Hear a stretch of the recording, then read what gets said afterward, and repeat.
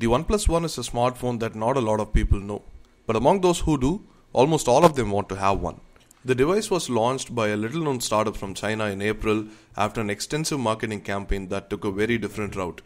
The result was a lot of anticipation and excitement around the world, and as it turns out, a demand that OnePlus would find hard to live up to.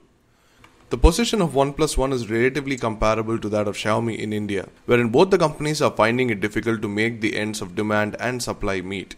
Nevertheless, we managed to get our hands on the device last month, after which we have been using it extensively. Here's our full review. Talking about the device itself, the OnePlus One comes with a host of features and specifications that makes it one of the most powerful phones in the world. That, combined with the starting price of just $299, makes for a very pretty picture, something that's played a major part in the demand that we talked about. Here is what the OnePlus One comes with. A 5.5-inch screen that adorns the front of the phone along with a very unique double-edged design. This is the first phone we have ever used that comes with a double edge on the front, which meant that we needed some time before our hands got acquainted to the new feel. Coming back to the screen, it's nothing special unlike the G3 and the Find 7, at least in terms of resolution. The 5.5-inch panel that we talked about comes with a very usable and, according to some, practical 1920 by 1080p display.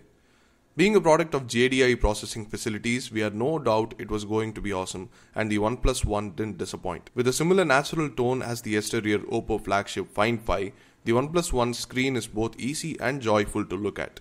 Below the display sit 3 capacitive buttons, which can be turned off if you wish. When off, the OnePlus One gives a very Nexus-y feel with the on-screen navigation bar, which in our opinion is the better way out when handling phones as large as the OnePlus One. Along the sides, the OnePlus One is very much a mirror image of the Oppo Find 7 with a power sleep button on the right and the volume buttons on the left. The buttons blend in well with the overall design tone and provide quality feedback when used. The top of the OnePlus One houses a 3.5mm audio out port and the microphone, which the OnePlus One has 3 in all. Lastly, along the bottom or at the chin of the phone sits the micro USB port with dual speakers that send the sound through machine drilled holes on either side of it. At 162 grams, the OnePlus One feels quite light for its size and has an intelligent weight distribution that doesn't make the phone feel as heavy as it is. If not for the weight, you probably will have to use it with 2 hands for the sheer size.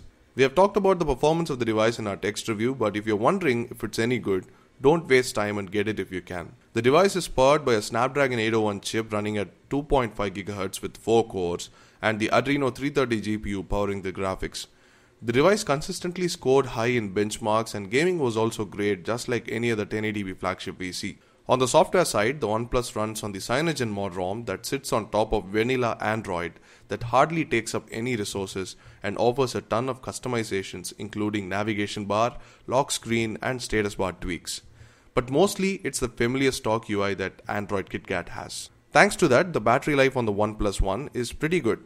Depending on your style of usage, the One will last anything between a day and 2. However, something that you might not like is the fact that although the OnePlus One sports a removable back, it does not offer a user replaceable battery. This could be a problem for those who like their smartphone for a long period of time and could also cause warranty issues in some rare cases. The reason why the back is removable even though there is no removable battery is that OnePlus One offers removable cases in various styles including denim, bamboo, wood and etc. Moving on to the camera of the phone, it isn't as spectacular as other aspects.